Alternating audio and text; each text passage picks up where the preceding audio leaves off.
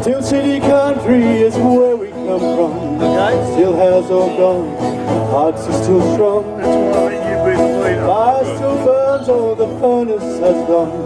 Steel City country, we ride along. Steel City country is where we come from. Still has all gone, hearts are still strong. Fire still burns, oh the furnace has gone. Steel City country, we ride along. Steel City country, always live on. Steel City country, always, will always live on.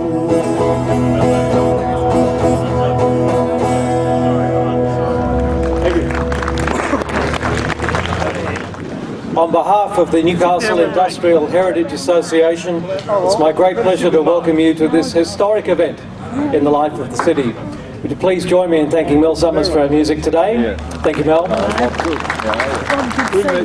Mel will join us at the completion of our official ceremonies and proceedings with more musical tributes to the great men and women of steel.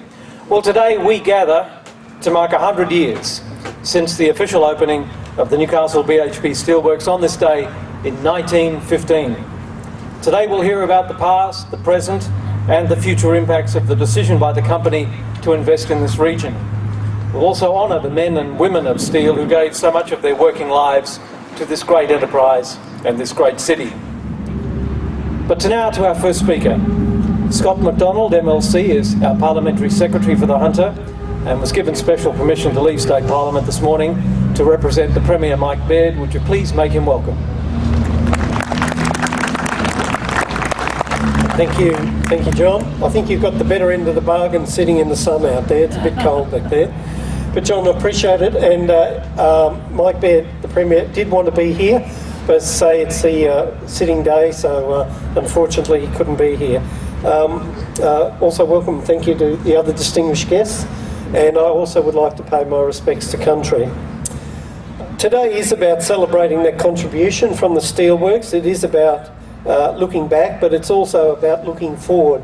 And I think the Premier did want to convey to you that this is a milestone. It is 100 years. The steelworks has closed, but Newcastle is reinventing itself, and that's always challenging. It was certainly challenging 16 years ago when the works closed, but like any vibrant community, it is reinventing itself. It is already one of the significant cities of Australia, and I think the money that you'll see invested by all sorts of organisations and the state government, you will see Newcastle be one of the truly great cities of the country. You're on the water. You have access to beautiful beaches. You're a livable city, a beautiful climate. The industries are diversifying.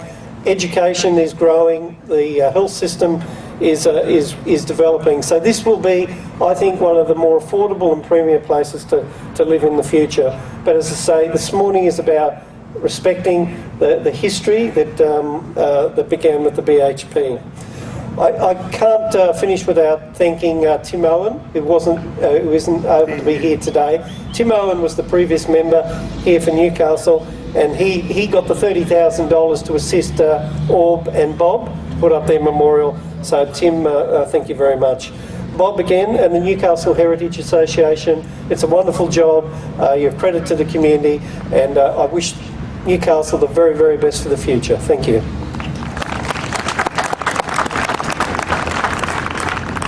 Thank you, Scott.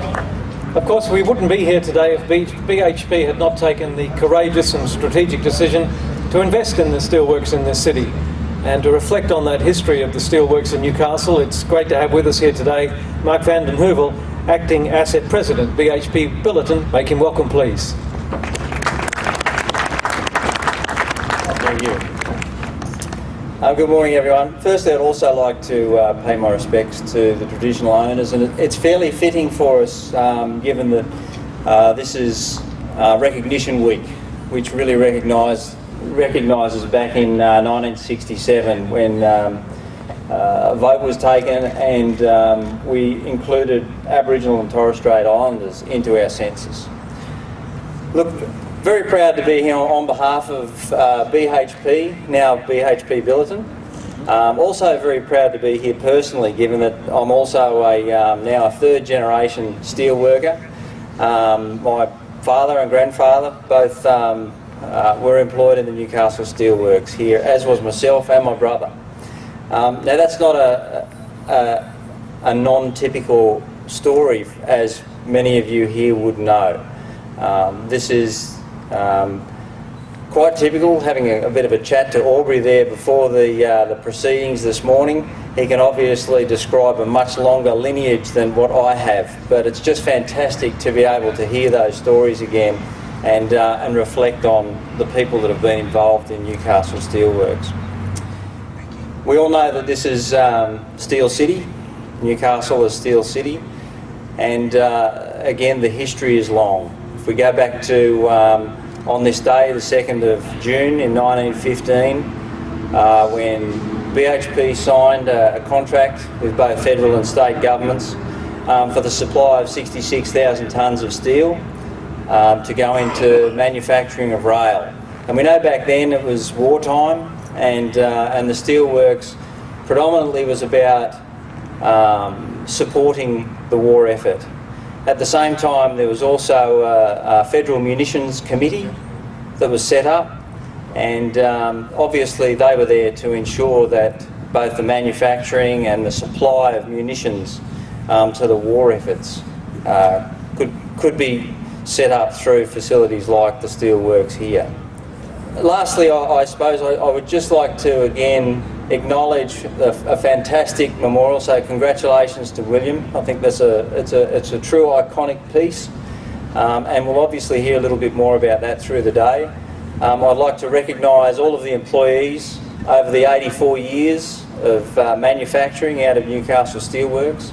I think we all stand together as past employees in recognising those that didn't go home to their families at the end of the day.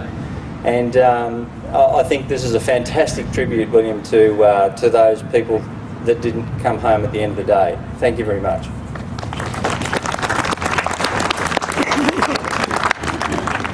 Thank you, Mark. Our next guest speaker had an intimate working knowledge of the Newcastle Steelworks. Jack Risby was the Steelworks manager from 1980 to 86 and was there during the early rollout of the Steel Industry Plan. Jack often poses the question, what would Newcastle have been like as a city without BHP? Perhaps he'll give us an answer today. Please make him welcome.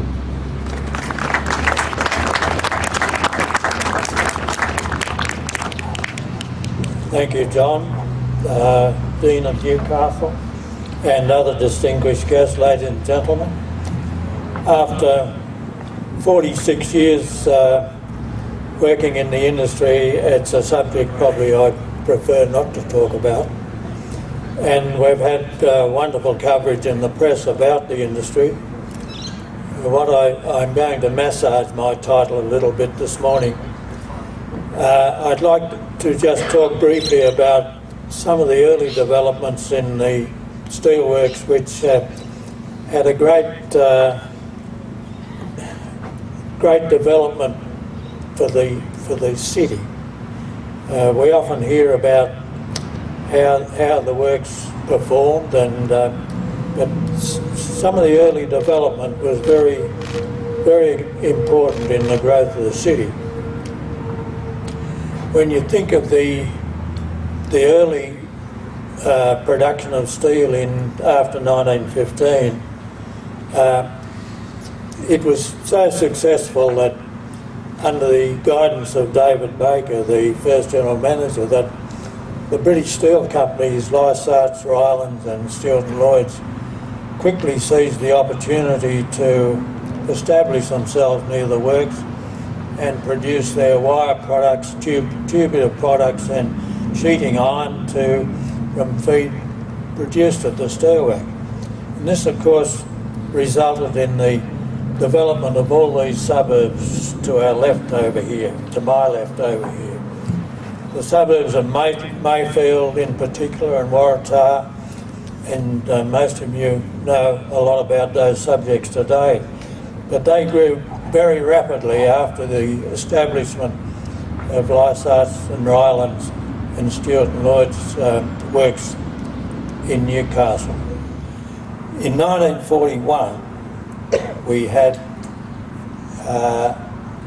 RAAF fighter group established in Williamtown, and that was established there because of the strategic harbour and the work that was being done in the heavy industry. Japanese knew that, of course, in 1942, and I was able to witness that from the end of the Open Hearth building. But the Air Force now is still established at Williamtown and is a wonderful part of our community. It will be there for the long term and now shares space with civil aircraft at the single runway at Williamtown. Well, we can go on, but to think about what the city might be like without the steelwork is, I think you can see that developments like that in our city may well have not happened without the steelwork. I congratulate all the people who have been involved in organising the day. Driving over was a bit like coming to work. Thank you very much.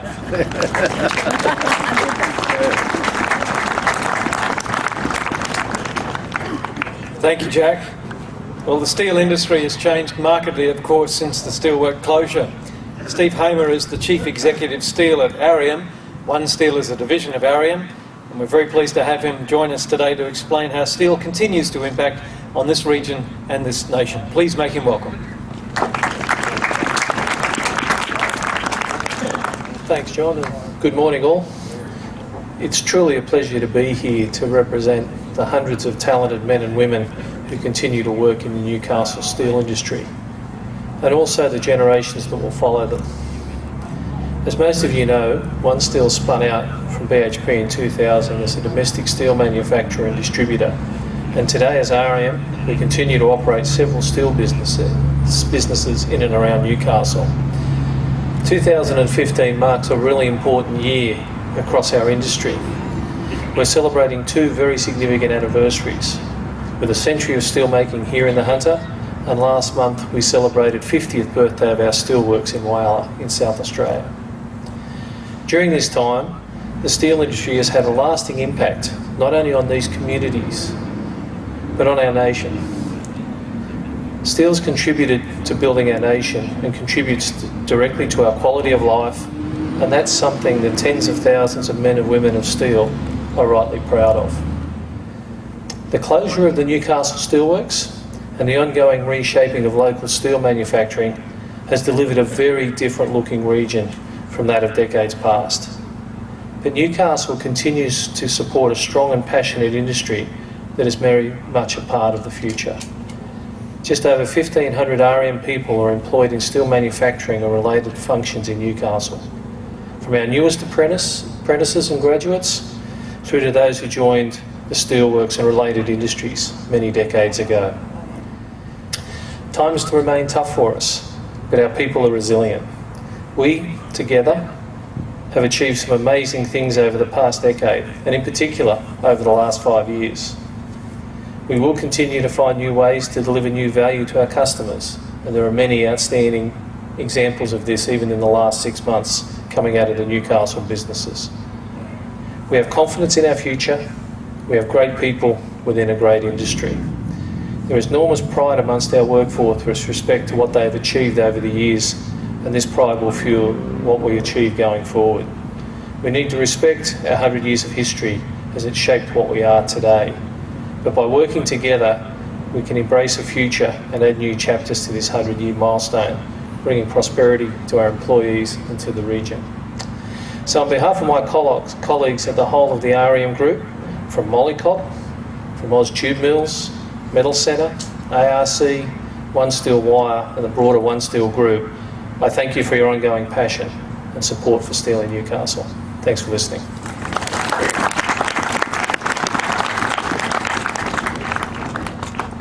Thank you, Steve.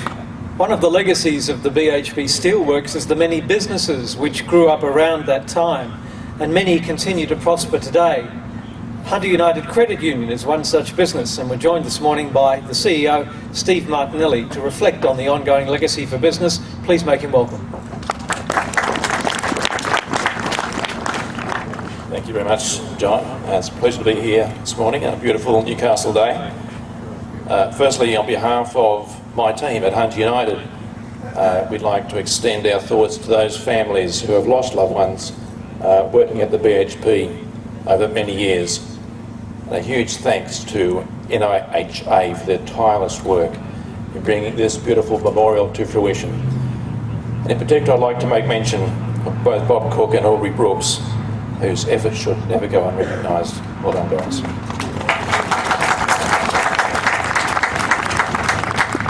Whether you knew someone who worked at the BHP or not, today is really an opportunity for us all to take a moment to acknowledge the contribution of the steel workers to our community and the development of the greater Newcastle region.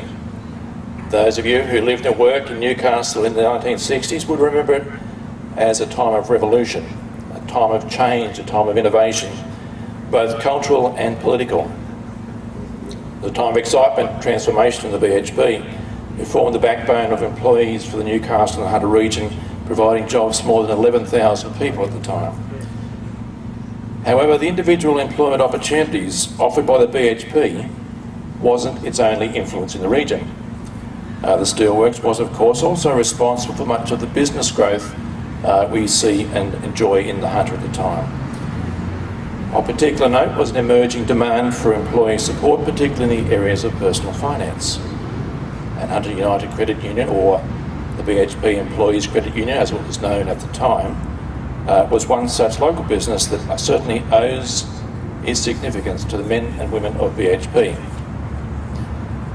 What is less known is the speed at which our business was actually formed.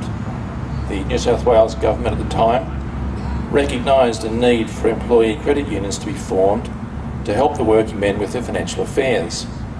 This concept attracted widespread support from the BHP employees, and come the inaugural meeting in 1963, over 200 workers had committed to join as members by taking up shares, and in so doing set a speed record for formation, being the first formed and chartered in the same evening, with formalities completed and each director signing the charter on the same night. We all wish it could go so fast today. Within 10 years, the membership had grown to over 7,000 members, and I suspect many of you are still here today. Today, we stand strong as the region's largest credit union, still assisting the people of Newcastle. The main difference is that those original members are now introducing a second and third generation to the benefits of their credit union. As a business, Hunter United is proud of our industrial heritage and we look forward to a vibrant future, growing our membership beyond the industry gates. We're still serving that industrial workforce that formed our business more than 50 years ago. Thank you.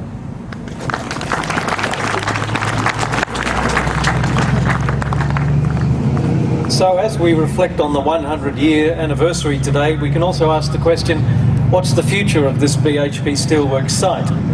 Well, today this site is managed by the Hunter Development Corporation. And to give us a glimpse into the future for this site, please welcome Bob Hawes, General Manager of HDC. Thanks, John. Good morning, ladies and gentlemen. And I'd also like to pass on my congratulations to Bob and the team. This site, after that terrible storm of the 20th of April, was littered like everywhere else in Newcastle with fallen trees and flotsam and jetsam and so on, and they've done a great job to spark it up today to be able to welcome you all here today on this momentous occasion. So thanks very much for coming and congratulations to the team. Certainly this site and the legacy of the closing of the steelworks left some enormous challenges. The cleaning of the river by the BHP Billiton, spending over $500 million to rehabilitate the river is a case in point. That was a world-renowned now, and it's a world-leading exercise in rehabilitation of that seafloor. And the works that the Hunter Development Corporation are doing on behalf of the New South Wales Government are also one of the biggest remediation exercises that is currently in place across Australia today, and we are continuing that exercise.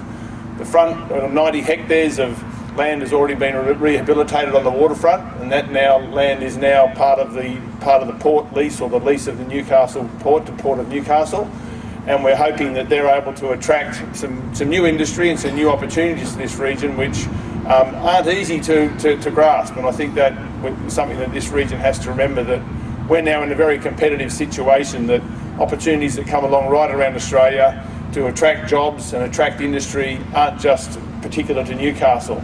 And we've got to make sure that we're ready, and that what we have is we can show the world and show those industries and those opportunities that we have not only the land opportunity, but the labour and the technology and all the other things that go in to back it up. And hopefully that's what we're being able to do. So it is a big program we've still got to do. There's still more than half the site that has to be rehabilitated, and coincidentally the next tranche of those works is about to start in the coming months. So the truck movements in and out of BHP, the old BHP site, will commence again as more earth to cap the site is brought on site. And hopefully, as I said, this will allow this opportunity, some of these more pivotal moments that could happen, the private industry to step up, recognise the strengths of this region, and allow the opportunities that not only you all had to work at something as great as the BHP, but also for your children, and I suspect in many cases your grandchildren, to be able to have choices to work here and stay here in this region and continue that growth that we've so long experienced, and not have to leave this region as a case of need, but only leave the region if they want to exercise choice. So thank you very much, ladies and gentlemen, for allowing me to be here today. I look forward to being able to finish off the task that we've been given, and hopefully it's a task that's sufficient to lay the groundwork for new industry to be born and new opportunities to be created in this region. Thank you. Thank you, Bob. The Newcastle Steelworkers Memorial Project was launched in 2011. Expressions of interest were called on the 2nd of June, and about 30 submissions were received from sculptors from all across Australia. Local sculptor and blacksmith Will Maguire won that commission and has overseen every aspect of the build and installation since. In fact, we believe he literally finished it off about 2 hours ago this morning. The memorial project cost $70,000, together with generous donations in kind of most of the materials from Arian, and we say a collective and public thank you to them. So today we're here to officially launch and bless the memorial to the men and women who lost their lives during the 8 decades of steelmaking in this city. We invite you to join the Very Reverend Stephen Williams, the Dean of Newcastle, to move to the memorial, to form a circle around that memorial, and you will notice on some plinths some small rocks, and the Dean will explain the significance of that in this ceremony very, very shortly. Piper Sean Manning from the Australian Army Band in Newcastle will play the lament as those who wish now move to the memorial site adjacent to our stage. Thank you, ladies and gentlemen.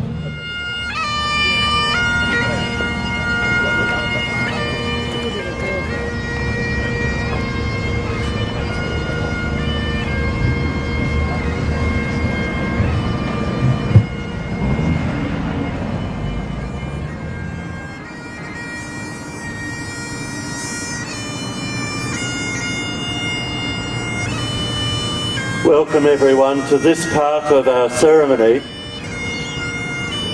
Many of you here are touched personally by the loss of a loved one or a mate, someone close to you, and this is a sacred moment as we hold those people in our hearts and memories, as we pay tribute to them, and as also we honour those among us who are touched by grief or whose life has been made lonely or difficult because of a loss here.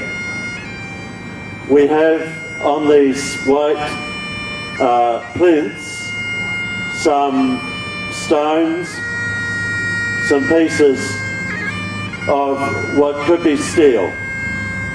At the conclusion of our dedication prayer, everyone is invited to come and just take hold of one and place it as part of the memorial that is your contribution to completing the memorial here today. We give thanks for 80 years of creativity and achievement by the many thousands of people who were part of BHP on this site. We celebrate the many different tasks and skills that have contributed to the steel industry here, giving thanks for the contribution of BHP workers to the prosperity of the Hunter and of the nation, and to the war effort in conflicts through the past 100 years.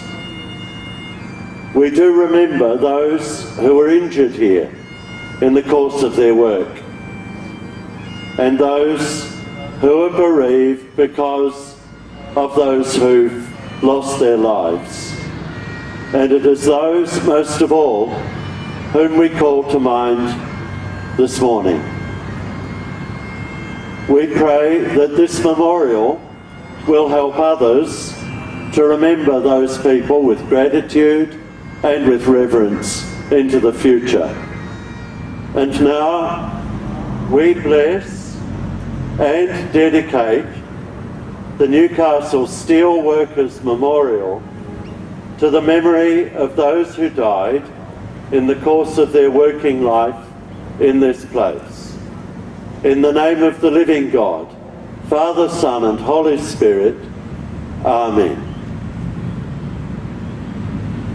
The piper will play again as we place a rock here in this place.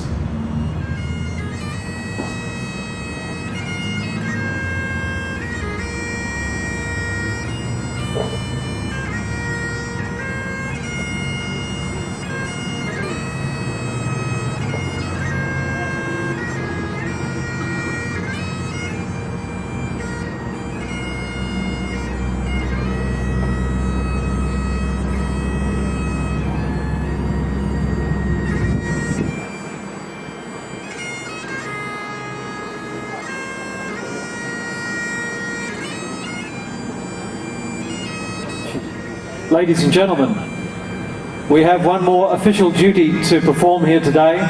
Thank you to the Dean. Today we have, courtesy of the Newcastle Industrial Heritage Association, a unique time capsule, a 3-ton steel bloom which has been drilled and will house a stainless steel capsule containing historical records and other significant memorabilia. I invite Bob Cook and Aubrey Brooks to the time capsule now to formally place it in position. It's planned to open this time capsule in 50 years' time. However, today Bob Cook, President of the Association, will be joined by Vice President Aubrey Brooks to seal the capsule for future generations in the hope that they will remember and understand the significance of today's event. Thank you, gentlemen.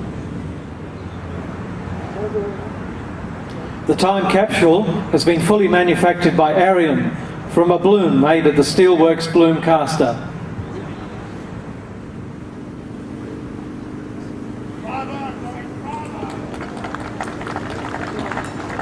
I would like to thank you all for your attendance today. That's the end of our formal duties, and we will be sharing some morning tea together, and we invite you all to join us in the marquee for some refreshments. And we'd like you also to not be outdone by the museum. We've got our own cake here as well. So if you can't make it to the museum on Saturday for cake, there is some cake here today, proudly baked by Bob's wife. Looking at Bob, I think it's good cake. It definitely is. Could all of the members of Newcastle Industrial Heritage Association please now gather around the cake as we cut it together? Thank you, everyone. Down at the marquee. Thank you. Good work, team. Looking this way. Look, that's the camera there. Look at that camera. Hey, 1, 2, and 30. Let's cut it. So many Many families are in despair. I'm a loved one no longer there. Life lost to his working crew. So this memorial we've built for you. Man of steel must be strong. A working day is hard and long. Stoke the furnace, heat the iron, load the cargo from the mine. Man of steel must be strong. A working day is hard and long. Stoke the furnace, heat the iron, load the cargo from the mine. Load that cargo from the mine. Unload that cargo from the mine. Unload that cargo from the mine. For the memorial. Thank you very much.